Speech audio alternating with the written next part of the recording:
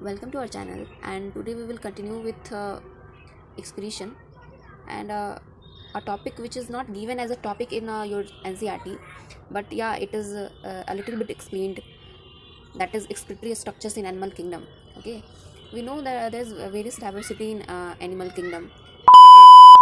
So if there is diversity in animal kingdom, then there will also be different type of structures, excretory structures will be present.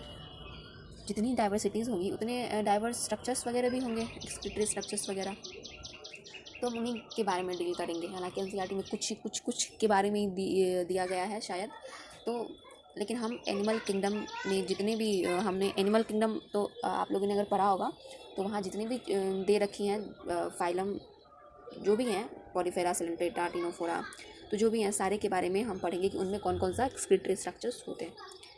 तो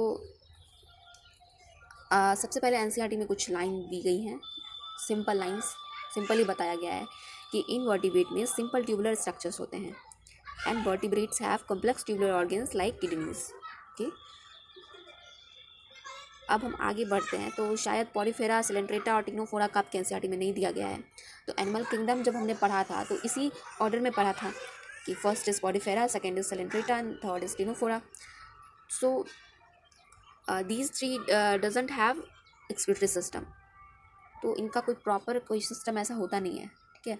और इनका excretion कैसे होता है? Excretion bye general body surface through diffusion, ये diffusion के through होता है। और दे रिलीज NH3, ये अमोनियोटैलिक होते हैं।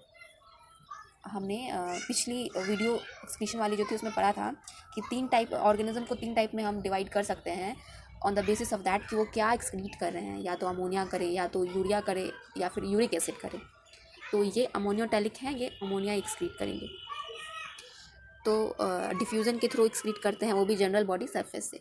ऑब्वियसली पानी वगैरह में करते होंगे एक्सक्रीट, क्या पानी में तो रहते ही हैं, ये जनरली मैरीन होते हैं। हमने इसे एनिमल किंगडम में पढ़ा था।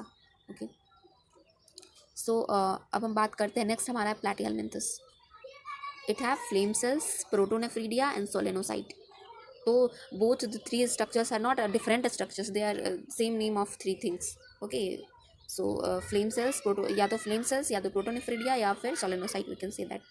अच्छा, एनसीईआरटी में इसके बारे में दे रखा है, तो दिया हुआ है तो क्या कैसे, मतलब कौन कौन सा है कि रोटिफर्स, कुछ एनालिड्स में, कुछ सिफेलोकॉर्डेट्स में भी ये होता है, ठीक है। प्लैटिहेल्मिन्थस के अलावा कुछ रोटिफर्स में, कुछ एनालिड्स में और कुछ सिफेलोकॉर्डेट्स में भी इसे देखा जाता है। सिफेलोकॉर्डेट में भी, एम्फिओक्सिस में हम इसे देख सकते हैं।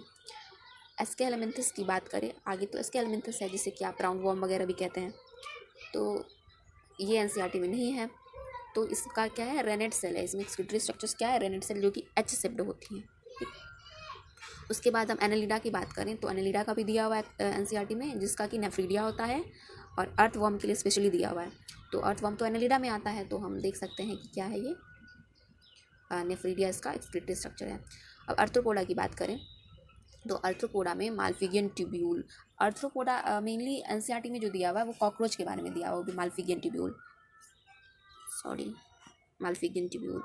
और उसके बाद ग्रीन ग्लैंड, एंटिनल ग्लैंड के बारे में भी दिया हुआ है, जो कि क्रस्टेशियन प्रॉन्स में आते हैं, क्रस्टेशियंस लाइक प्रॉन्स, इस तरह से लिखी हुई है चीज़ें।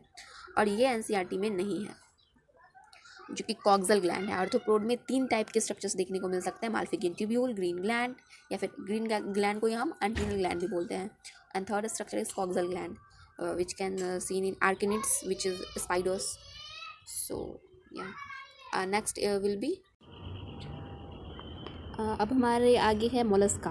तो मोलस्का में देखा जाए तो तीन एक्सक्रीटरी स्ट्रक्चर्स होते हैं, हम देख सकते हैं यहाँ पे। पहला किडनी, फिर से केबस ऑर्गन, फिर ऑर्गन ऑफ बुजानस, हाँ यही तीन हैं।